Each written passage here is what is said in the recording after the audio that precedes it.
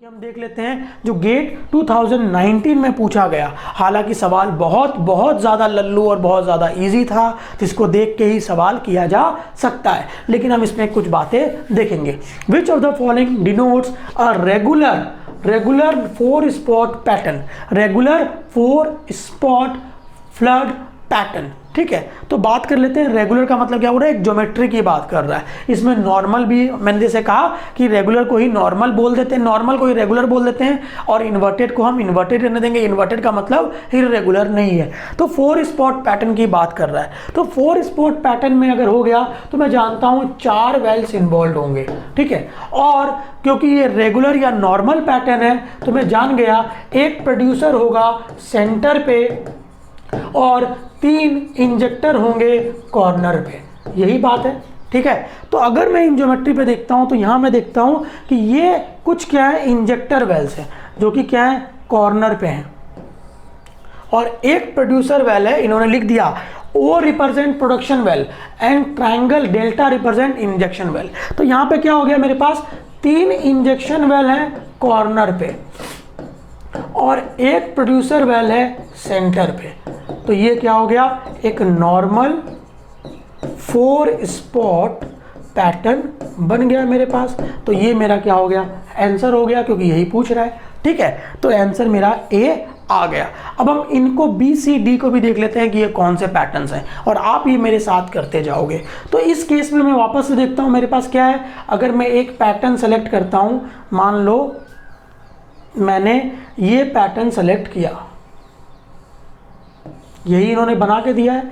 तो इस पैटर्न में आप क्या देख रहे हो कि एक प्रोड्यूसर है कहां पे, सेंटर पे, और 8 इंजेक्टर्स हैं कहां पे, कॉर्नर पे।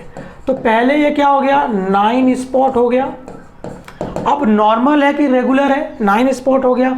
नॉर्मल है कि क्योंकि सेंटर पे क्या है, प्रोड्यूसर, तो ये क्या हो गया, नॉर्मल हो गया। एक नॉर्मल या रेगुलर 9 स्पॉट पैटर्न है, ये कोई दिक्कत नहीं है।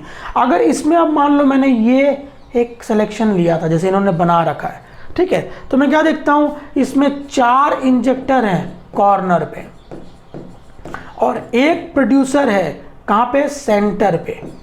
तो टोटल वेल्स कितने हो गए, 5। तो 5 स्पॉट हो गया ये। अब बात आती है कि नॉर्मल है या इन्वर्टेड है, क्योंकि सेंटर पे कौन है, प्रोड्यूसर है। तो ये क्या हो गया, एक नॉर्मल या रेगुलर 5 स्पॉट पैटर्न हो गया। कोई दिक्कत वाली बात नहीं है। इसमें अगर मान लो मैंने ये ज्योमेट्री वापस से सेलेक्ट कर ली, तो वापस मैं देखता हूँ ये एक हेक्सागोनल ज्योमेट्री बन रही है, जिसमें एक प्रोड्यूसर है कहाँ, सेंटर पे, और 6 इंजेक्टर हैं कहाँ, कॉर्नर पे। तो ये क्या हो गया, एक तरीके से 7 स्पॉट हो गया। करेक्ट है ना, 7 स्पॉट हो गया। अब नॉर्मल है या इन्वर्टेड है, क्योंकि सेंटर पे क्या है, प्रोड्यूसर है, तो ये क्या हो गया, वापस से नॉर्मल हो गया या रेगुलर हो गया। कोई दिक्कत नहीं है। तो सारे के सारे ये क्या हो गया, 4 स्पॉट रेगुलर पैटर्न हो गया, 9 स्पॉट रेगुलर पैटर्न हो गया, 5 स्पॉट रेगुलर या नॉर्मल पैटर्न हो गया, और 7 स्पॉट नॉर्मल या रेगुलर पैटर्न हो गया। हमने हर पैटर्न को देख लिया। तो हमारा आंसर क्या हो गया, हमसे 4 स्पॉट पूछा था, तो हमने 4 स्पॉट आंसर पहले ही सिर्फ नंबर ऑफ वेल्स काउंट करके ही बता दिया। ठीक है,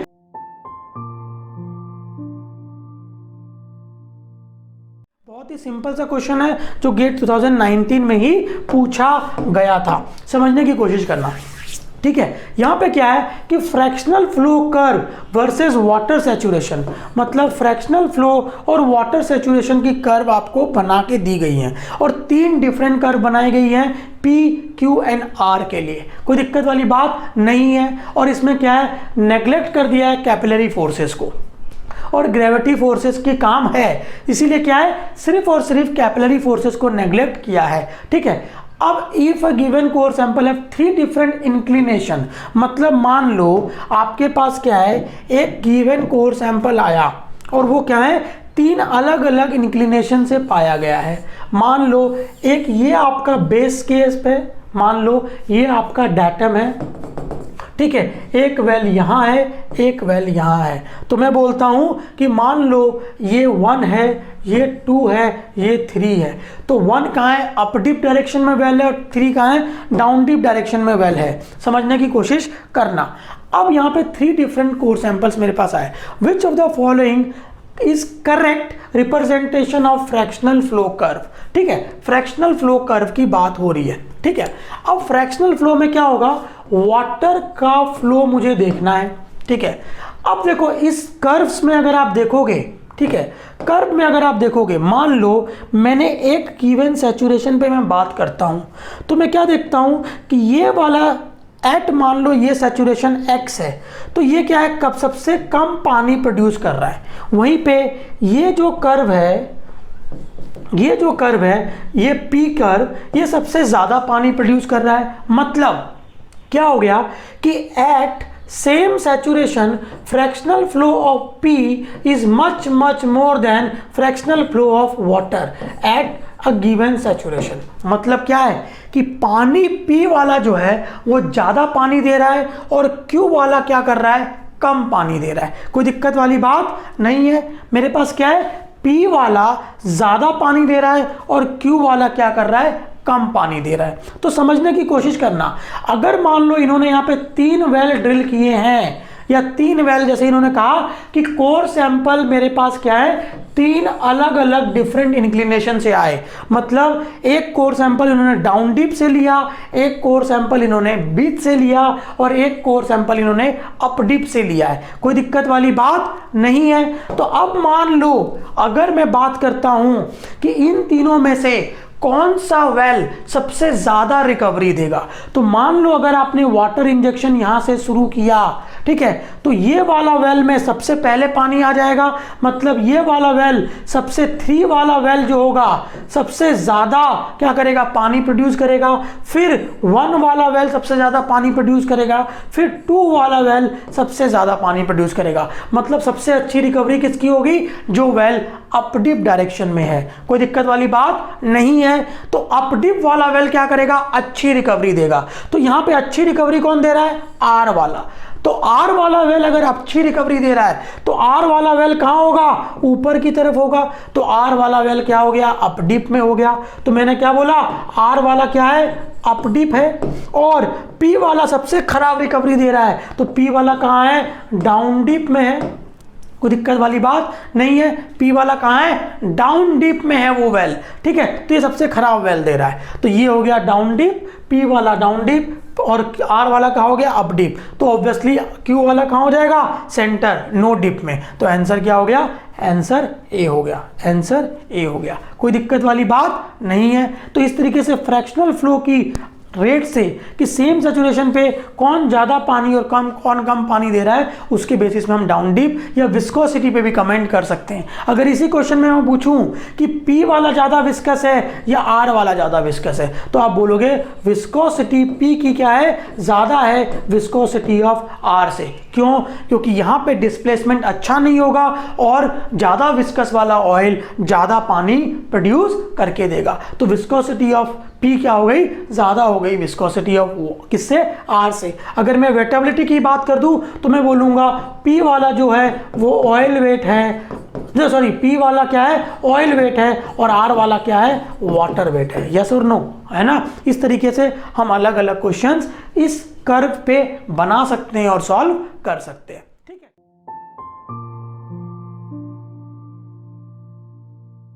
एग्जाम्पल 2 देखते हैं। In a water flooding experiment the pressure gradient in the displacing and the displaced fluid, क्या क्या दिया हुआ है। मतलब एक तरीके से मान लो यहाँ पे इन्होंने दे दिया डिस्प्लेसिंग फ्लूइड, मतलब dp by dx of displaced fluid इन्होंने दे दिया कितना, 400 psi पर फीट। ये थोड़ा सा अच्छा क्वेश्चन है, समझने की कोशिश करना, क्योंकि ये रिलेट करने बोलेगा। और डिस्प्लेस्ड फ्लूइड की इसको ग्रेडियंट बोल दिया 350, मतलब dp by dx upon small d इन्होंने क्या बोल दिया, 350 psi पर फीट बोल दिया।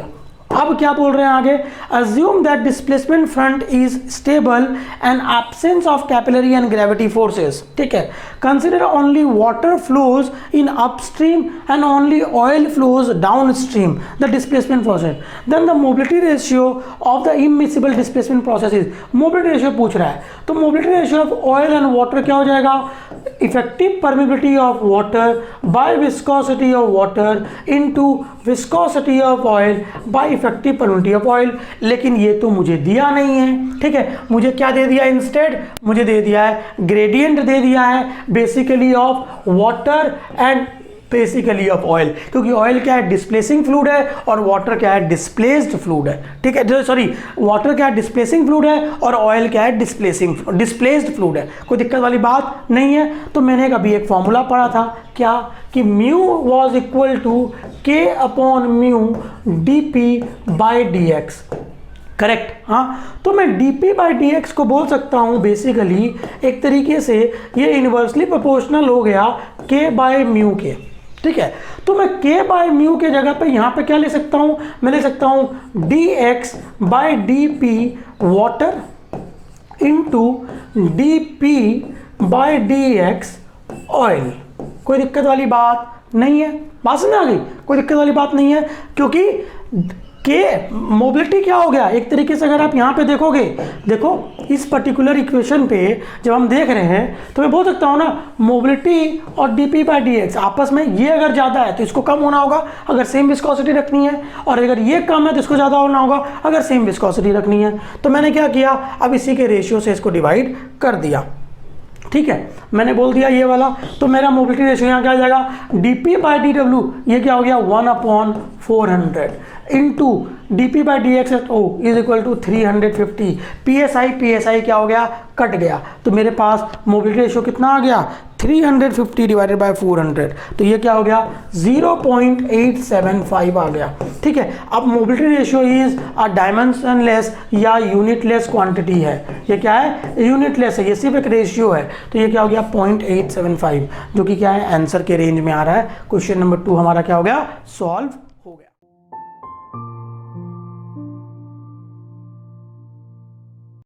बहुत ही अच्छा सवाल है दोस्तों, जो कि गेट 2019 में पूछा गया, 2019 में पूछा गया, जो कि कुछ हद तक इसी कंसेप्ट पे बेस्ड है, ठीक है।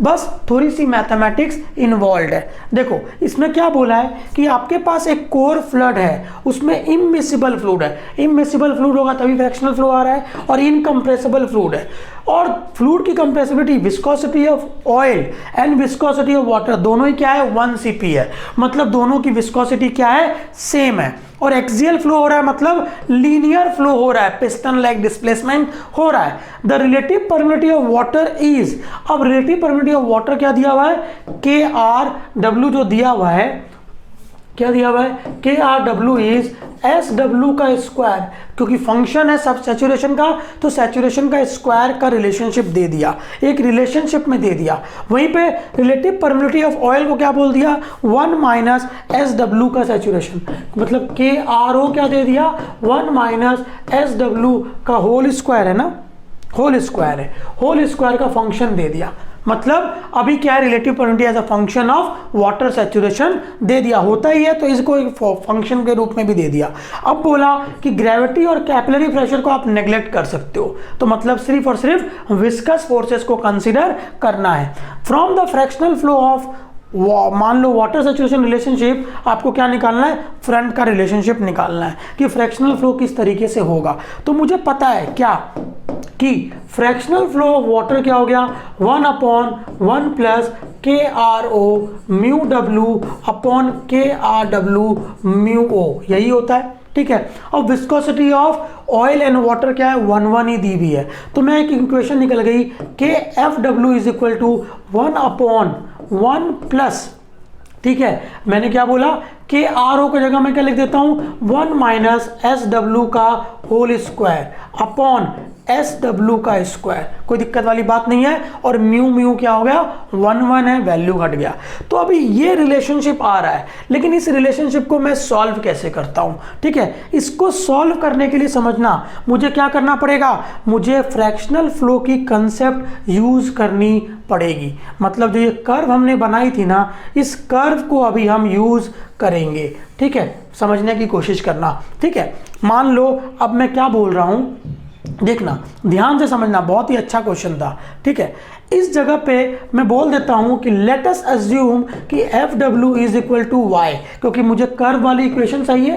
तो ये क्या है, वाई है और ये एक्स है, और मैंने बोल दिया एस डब्ल्यू बी इक्वल टू एक्स। मैं बोल देता हूं क्योंकि एक रिलेशनशिप ऑब्टेन करना है मुझे वाई और एक्स। तो मैं क्या बोल सकता हूं, y will be equal to 1 upon 1 plus 1 minus x का होल स्क्वायर अपॉन एक्स का स्क्वायर। ये इक्वेशन लिख सकते हैं। देखो मैंने सिर्फ एस डब्ल्यू को एक्स बोला और एफ डब्ल्यू को वाई बोला, तो मेरे पास रिलेशनशिप क्या आ गया, मेरे पास रिलेशनशिप आ गया y is equal to 1 upon 1 plus 1 minus x का होल स्क्वायर अपॉन एक्स का स्क्वायर। थोड़ी सी मैथमेटिक्स इन्वॉल्व है, समझते जाना। तो आप क्या लिख सकते हो, आप लिख सकते हो y will be equal to x square upon x square plus 1 minus x का होल स्क्वायर, जिसको आप लिख सकते हो एक्स स्क्वायर, मैंने क्या किया उधर ले लिया ऊपर पहुंचा दिया, x square plus 1 minus plus x square minus 2x। क्या किया, a माइनस बी के होल स्क्वायर को हमने खोल दिया। तो इक्वेशन क्या आ गई, y is equal to x square upon 2x square minus 2x plus 1, ठीक है। ये एक इंपॉर्टेंट इक्वेशन मेरे पास आई है, कोई दिक्कत वाली बात नहीं है। अब इसी इक्वेशन को देखो एक तरीके से मैं क्या करता हूँ, एक इक्वेशन में बनाता हूँ। इक्वेशन 1 मैं बोल देता हूँ y by x will be equal to x upon 2x square minus 2x plus 1। इस इक्वेशन को देखो मैं क्या लिख सकता हूँ, और इसको मैं बोल देता हूँ इक्वेशन 1, ठीक है। मैंने क्या किया, बस एक x को उधर ले लिया, मतलब मुझे ये जो कर्व मिल रही है इसमें मैंने y और x का एक रिलेशनशिप ऑब्टेन कर लिया। कोई दिक्कत वाली बात नहीं है, ठीक है, कोई दिक्कत नहीं है। अब इस इक्वेशन को मैंने क्या किया, पहले एक इक्वेशन ये वाली ऑब्टेन कर ली। अब दूसरी इक्वेशन देखो मैं कैसे ऑब्टेन करता हूँ। मैं बात करता हूँ कि मेरे पास अभी y is equal to x square upon 2x square minus 2x plus 1 एक इक्वेशन है। इसको हम क्या कर देते हैं, डिफरेंशिएट कर देते हैं विथ रेस्पेक्ट टू x, ठीक है। तो ये क्या हो गया, एक तरीके से मेरे पास u बाय v का रूल लग जाएगा, कोई दिक्कत वाली बात नहीं है। तो मैं क्या बोल सकता हूं कि dy by dx is equal to क्या होगा, uv अगर रूल बनाऊंगा तो पहले इंटीग्रेट कर दिया u को, तो ये हो गया 2x, और v को क्या किया ऐसे ही मेंटेन कर लिया, कोई दिक्कत वाली बात नहीं है। फिर माइनस टाइम्स u को ऐसे ही मेंटेन किया और v को डिफरेंशिएट कर दिया, तो ये क्या हो गया 2x स्क्वायर का क्या हो गया 4x माइनस 2x अपॉन क्या हो जाता है मेरे पास 2x square minus 2x plus 1 का होल स्क्वायर। यही डिफरेंशिएशन होके आएगा, कोई दिक्कत वाली बात नहीं है। इसको और सिंप्लीफाई कर लेते हैं,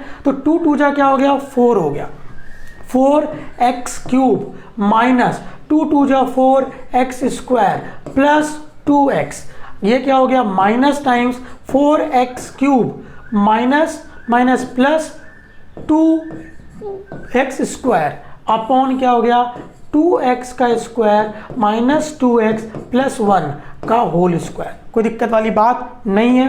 अब इस इक्वेशन में क्या देखता हूँ 4x क्यूब कट गया, और यहाँ पे 2x यहाँ पे प्लस 4x, तो क्या आ जाएगा 2x minus 2x square upon 2x का स्क्वायर माइनस 2x प्लस 1 का होल स्क्वायर। ये क्या है, ये dy बाई dx है, कोई दिक्कत नहीं है। इसी को मैं क्या बोल सकता हूँ एक तरीके से delta y by delta x। कोई दिक्कत, बड़े फॉर्म में अगर लिखना चाहें तो बोल सकते हैं।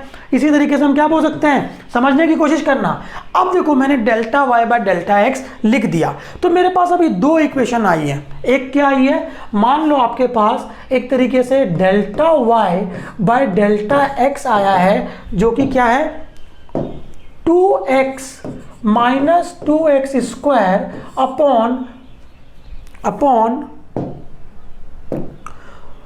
2x² माइनस 2x प्लस 1 का होल स्क्वायर, ये एक इक्वेशन 2 है, करेक्ट है। हाँ, और एक इक्वेशन जो आपने पहले ऑब्टेन की थी जो कि y बाय एक्स, ठीक है। तो आप देखो y बाय एक्स, तो यहीं पे मैं क्या लिख सकता हूं, y बाय एक्स एक दूसरी इक्वेशन थी,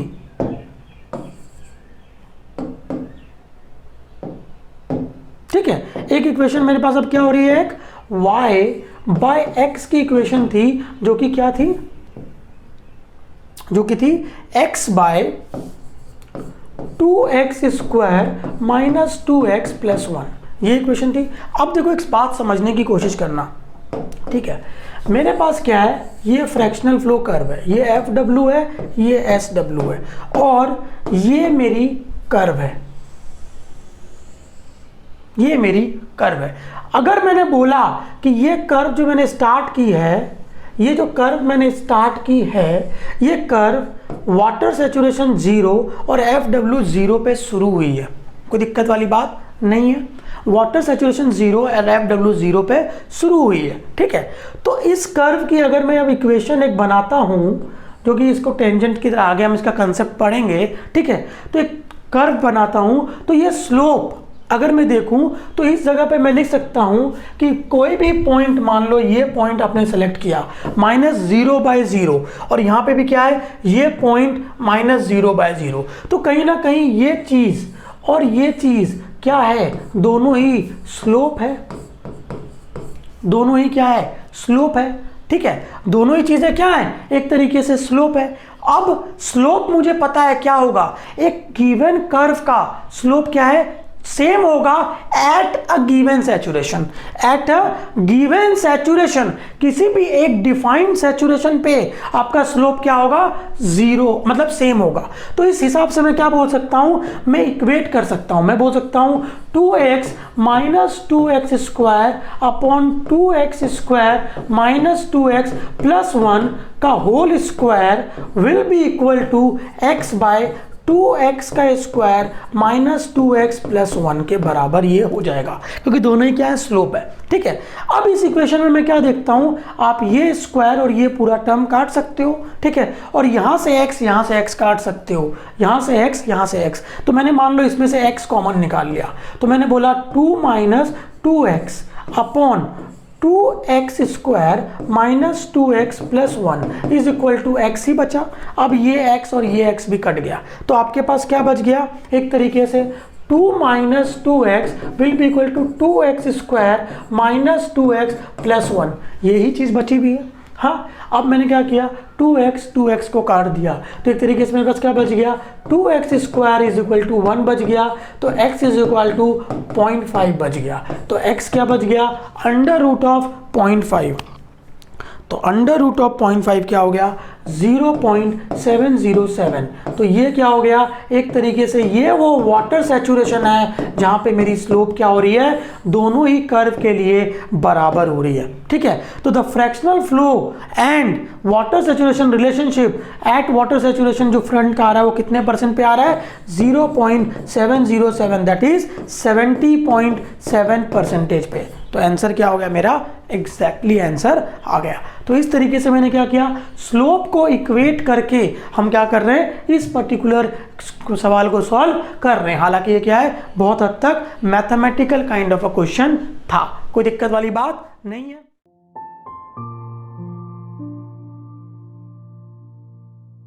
बात करते हैं क्वेश्चन नंबर 7 की, जो गेट 2019 में पूछा गया, जो कि सेम कंसेप्ट पे है जिस पे गेट 2016 पे सवाल पूछा गया था। देखो वापस से मुझे क्या है, एक ऑयल रिजर्वायर दिया हुआ है, ठीक है, और residual oil saturation in volume flooded with polymer solution से आपने फ्लड किया, और रेसिडुअल ऑयल सैचुरेशन कितना दे दिया, 0.2, मतलब SOR मेरे पास कितना है, 0.2%, सॉरी मेरे पास 20% है, दैट इज 0.2 है, ठीक है। और इनिशियल वाटर सैचुरेशन कितना दे दिया है मुझे दे दिया है initial water saturation initial water saturation जो है वो आपके पास 0.2 आपको दे दिया, दैट इज 20%।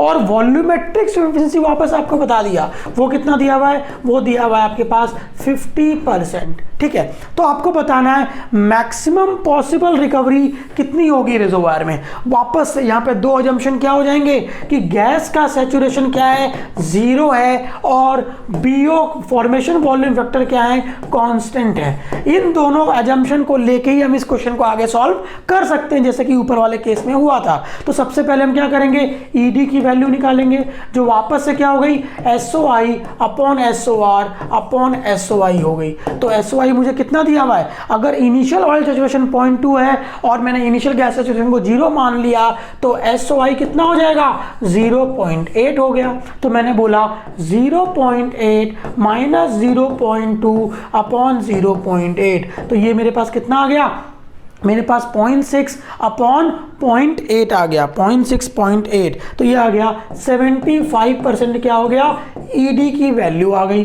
तो मेरे पास ER क्या हो जाएगा, 0.75 इंटू वॉल्यूमेट्रिक एफिशिएंसी, और वॉल्यूमेट्रिक एफिशिएंसी कितनी दी हुई है, 50%, दैट इज 0.5 मेरे पास क्या हो गया, वॉल्यूमेट्रिक स्वीप एफिशिएंसी आ गया। तो ओवरऑल रिकवरी कितना हो गया, 0.375, दैट इज 37.5% रिकवरी हो गई मेरे पास। ठीक है, तो मेरे पास कितनी रिकवरी आ गई, रेंज क्या है, 37, 36 से 39 है, जो कि मेरे रेंज में आंसर आ रहा है। क्वेश्चन नंबर 7 भी मेरा आराम से गेट का सॉल्व हो गया, सिंपल कंसेप्ट पे, कोई दिक्कत वाली बात नहीं है।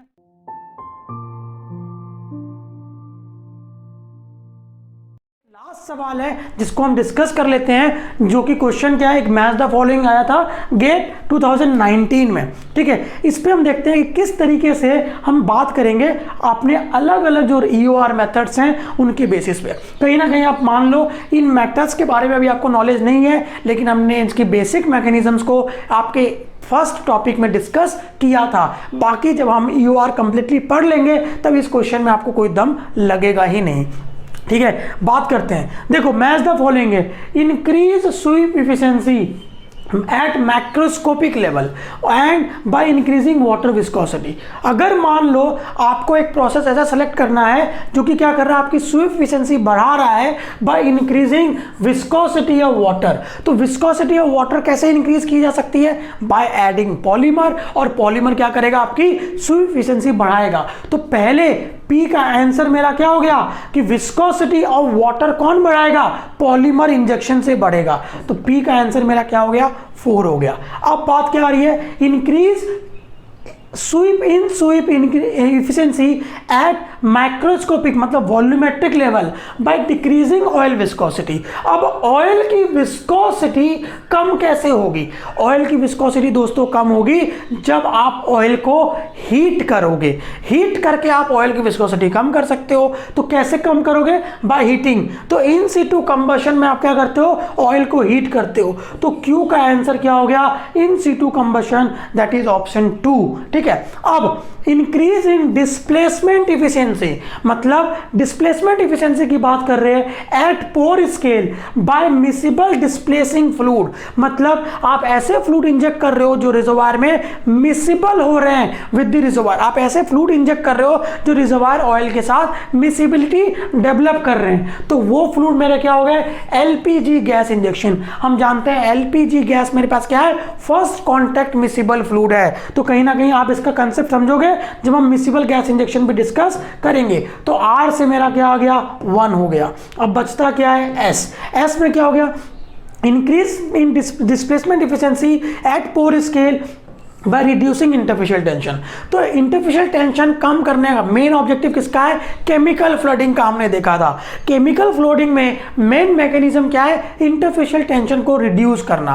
तो केमिकल फ्लडिंग में मेरे पास क्या हो गया, पॉलीमर फ्लडिंग भी है और सरफेक्टेंट फ्लडिंग भी है। लेकिन पॉलीमर फ्लडिंग का काम तो क्या हो गया, विस्कोसिटी को बढ़ाना हो गया वाटर की, वो इंटरफेशियल टेंशन कम नहीं करता है पॉलीमर। तो सरफेक्टेंट जो है वो क्या करेगा, इंटरफेशियल टेंशन को कम करेगा। यहाँ Q का सॉरी क्या हो गया, 3 हो गया, क्योंकि इन सिटू कंबशन क्या है, 3 है। और S मेरे पास क्या हो गया, 2 आ गया, क्योंकि 2 क्या हो गया, सरफेक्टेंट फ्लडिंग हो गया, क्योंकि सरफेक्टेंट या केमिकल फ्लडिंग क्या करता है, इंटरफेशियल टेंशन को कम करता है। तो मेरा आंसर क्या हो जाएगा, P के लिए 4, Q के लिए 3, R के लिए 1 और S के लिए 2।